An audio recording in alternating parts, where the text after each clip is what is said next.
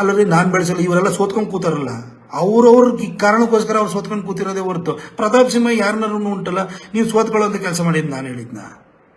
ಇವಾಗ ನಾಳೆ ಬೆಳಗ್ಗೆ ನನಗೆ ಟಿಕೆಟ್ ಕೊಟ್ಟು ನಾನು 2 ರಿಂದ 3 ಲಕ್ಷ ಮಾರ್ಜಿನಲ್ಲಿ ಗೆಲ್ತೀನಿ ಅಂತ ನಾನು ಹೇಳ್ತೀನಿ. ನನ್ನ ಕೆಲಸದಿಂದ ಗೆಲ್ತೀನಿ ಅಂತ ಹೇಳ್ತೀನಿ. ನೀವು ಯಾರಾದ್ರು ಸೋತಿದ್ರೆ ನಿಮ್ಮ ಉದಾಸೀನ ಇರ್ಬೋದು, ಅಥವಾ ನಿಮ್ಮ ಕೆಲವು ನಡತೆಗಳಿಂದ ನೀವು ಸೋತಿರ್ಬೋದು ಅಷ್ಟೇ. ಅದಕ್ಕೆ ನಾನು ಕಾರಣ ಆಗಿರಲ್ಲ.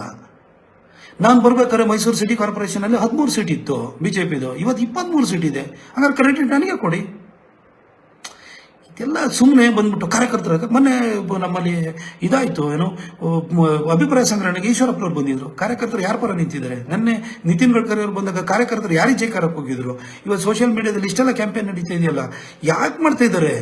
ಯಾವ ಕ್ಷೇತ್ರದಲ್ಲಿ ಇವನಿಗೆ ಟಿಕೆಟ್ ಕೊಡಬೇಕು ಅಂತ ಹೇಳ್ಬಿಟ್ಟು ರಾಜ್ಯದ 28 ಕ್ಷೇತ್ರಗಳಲ್ಲಿ ಎಲ್ಲೆಲ್ಲಿ ಜನ ಅವ್ರವ್ರ MP ಪರವಾಗಿ ನಿಂತಿದ್ದಾರೆ?